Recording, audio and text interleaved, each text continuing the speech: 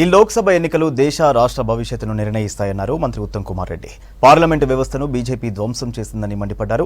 146 ప్రతిపక్ష ఎంపీలను పార్లమెంట్ నుంచి గెంటేసిన ఘటన బీజేపీదని ఫైర్ అయ్యారు. ఎన్నికల తర్వాత బీఆర్ఎస్ మనుగడ ప్రశ్నార్థకమేనన్నారు ఉత్తమ్. 10 ఏళ్లలో బీజేపీ నుంచి రాష్ట్రానికి జరిగిన లాభమేమీ లేదన్నారు మంత్రి ఉత్తమ్. నా సుదీర్ఘ రాజకీయ అనుభవంలో అదేవిధంగా ఒక పౌరునిగా ఈ ఎన్నికలు దేశ భవిష్యత్తుకు మన పిల్లల భవిష్యత్తు కూడా చాలా కీలకం, క్రియాశీలకం కాబోతుందని చెప్పి మనం చేస్తున్నాను. నేను ఒక పార్లమెంట్ సభ్యునిగా నేను డైరెక్ట్గా ఈ బీజేపీ నరేంద్ర మోదీ ప్రభుత్వం ఏ విధంగా ఫంక్షన్ చేస్తుందో దగ్గర నుంచి గమనించిన వాడిని. నేను డైరెక్ట్ ఐ విట్నెస్ ఆర్ ప్రత్యక్ష సాక్షిని. పార్లమెంట్ వ్యవస్థను ధ్వంసం చేసింది. పార్లమెంట్ వ్యవస్థని కించపరిచి చాలా కీలకమైన చట్టాలని ప్రతిపక్షాలను తొక్కేసి బిల్లు ప్రవేశపెట్టి నిమిషాల మీద పాస్ చేసి యాక్ట్ చేసేసేవాళ్ళు.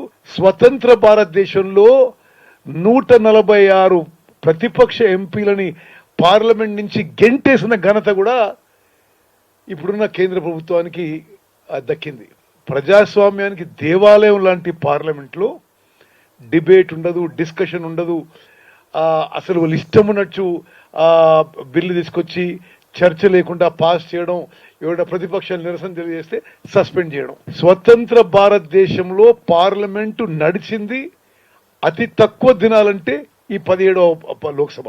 అతి ఎక్కువ సస్పెన్షన్లు ఉన్నాయంటే ప్రతిపక్ష ఎంపీ ఈ 17వ లోక్సభ. నేను సభ్యునిగా ఐఎమ్ ప్రత్యక్ష సాక్షిని. ప్రతిపక్ష నాయకుల మీద భారతదేశం యొక్క కేంద్ర ప్రభుత్వ సంస్థలు తీసుకుపోయి జైల్లో పడేసి no charge.